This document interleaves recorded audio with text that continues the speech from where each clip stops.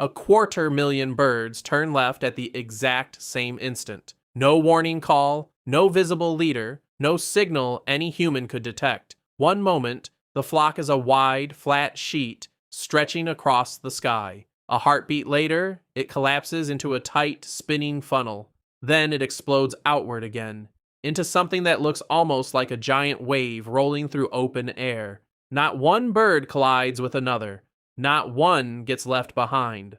250,000 individual animals, moving as if they share a single nervous system. For decades, scientists genuinely struggled to explain this.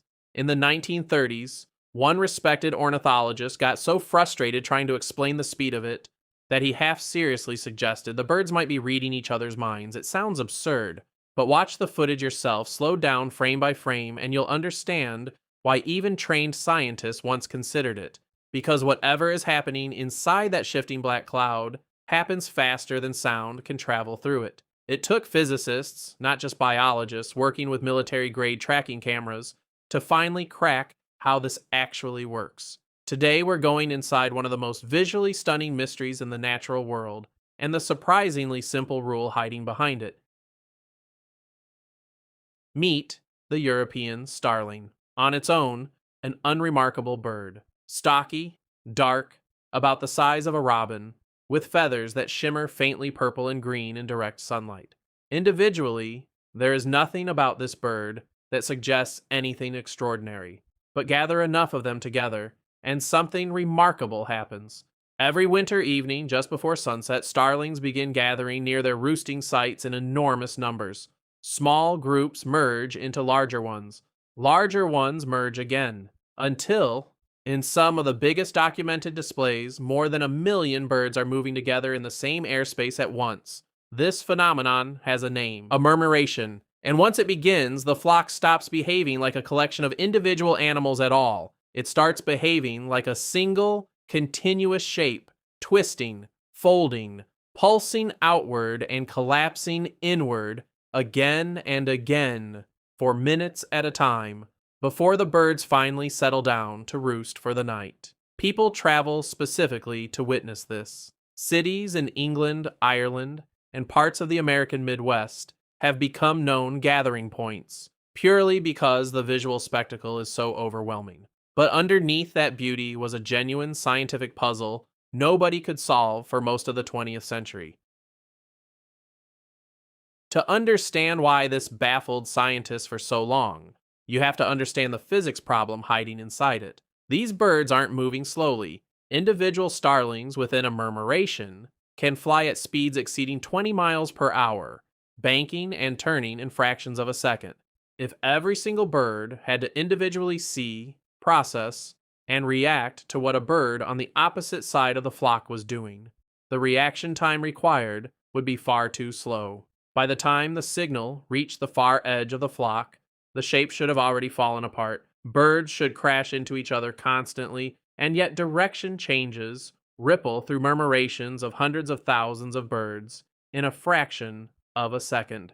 Faster, observers noted, than seemed physically reasonable for visual reaction time alone. This is precisely what led that 1930s ornithologist to half-jokingly suggest something like telepathy. Not because he genuinely believed birds could read minds, but because every conventional explanation available at the time failed to account for what he was actually observing. For decades, the mystery simply sat there, unsolved, admired, but not understood, until a group of researchers in Italy decided to attack the problem differently, not as biologists studying bird behavior, as physicists studying a moving system.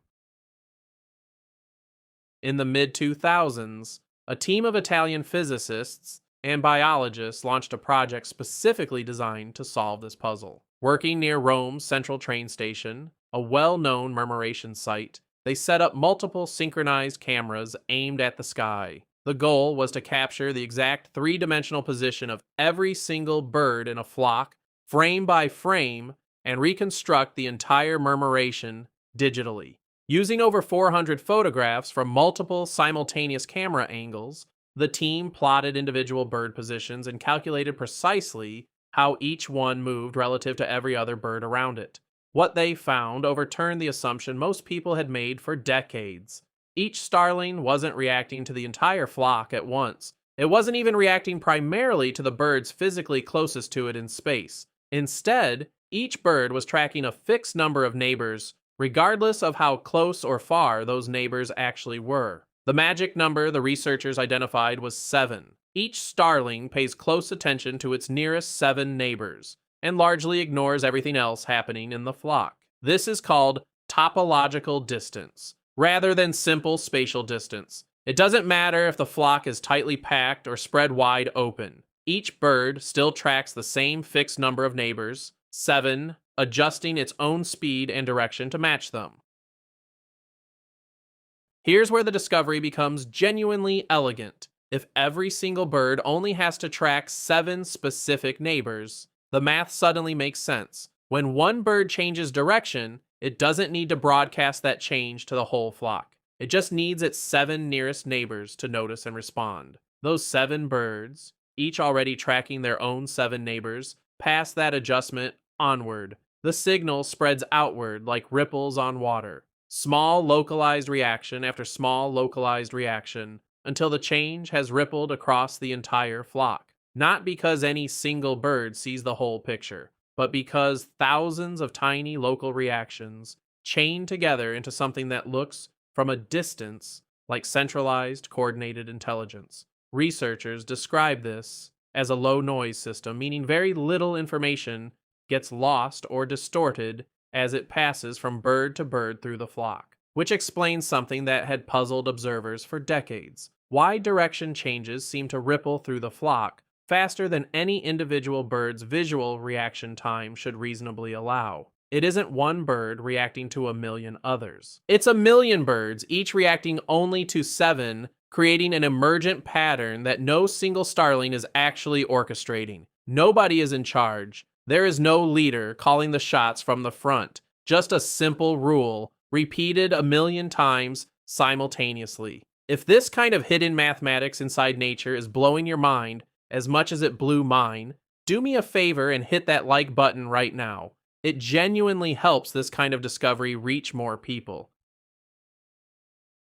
So why would evolution favor a rule this specific? Why 7 neighbors rather than 3 or 20?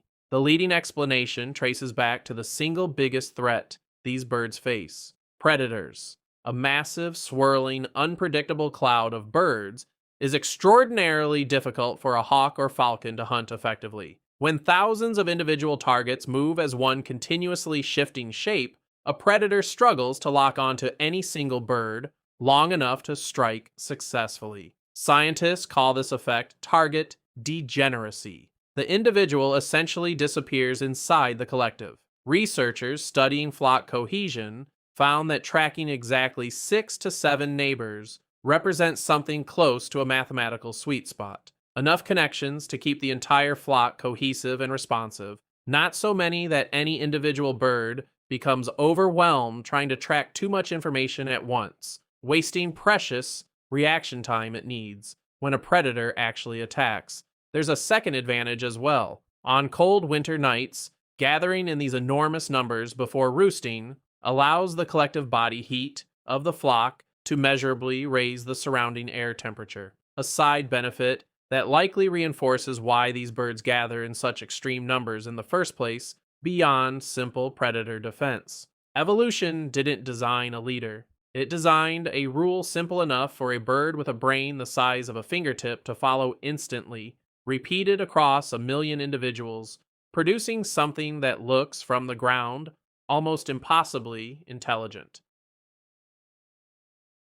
The 7-neighbor rule solved the biggest piece of this mystery, but researchers are careful to note that the full picture still isn't complete. Scientists studying murmurations describe them as something close to what physicists call a critical system, behaving in ways mathematically similar to phase transitions in physics, like the moment water turns to ice, or a system balanced perfectly on the edge between order and chaos. Exactly how starlings achieve such precise synchronization at such extreme speeds, and how their visual systems process information fast enough to keep the whole system stable, remains an active area of ongoing research. Some researchers point to how starlings use their wide field of peripheral vision, keeping their high detail central vision free for foraging, while constantly monitoring flockmates through the edges of their sight. The seven neighbor rule explains how the pattern spreads. It doesn't fully explain every detail of how a starling's brain and eyes process that information quickly enough to make it work at the speeds we actually observe, which means the mystery isn't entirely closed. It's simply been narrowed, dramatically, from something that once looked like it required telepathy down to a specific, testable, mathematical question that scientists are still actively chasing today. So the next time you see a massive flock of starlings twisting through the evening sky, folding and pulsing like something almost alive, remember what's actually happening inside that shape. Not one bird directing a million others, not telepathy, not magic. 250,000, sometimes over 1 million individual animals, each one paying attention to just 7 neighbors nearby. A simple rule, repeated endlessly, producing something so complex, so beautiful, that scientists once genuinely wondered if these birds could read each other's minds. If this changed the way you'll look at the next flock of birds you see, subscribe to Birdhearts so you never miss the next hidden mystery in the bird world. And tell me in the comments, did you know scientists once seriously considered telepathy to explain this? I'll see you in the next one.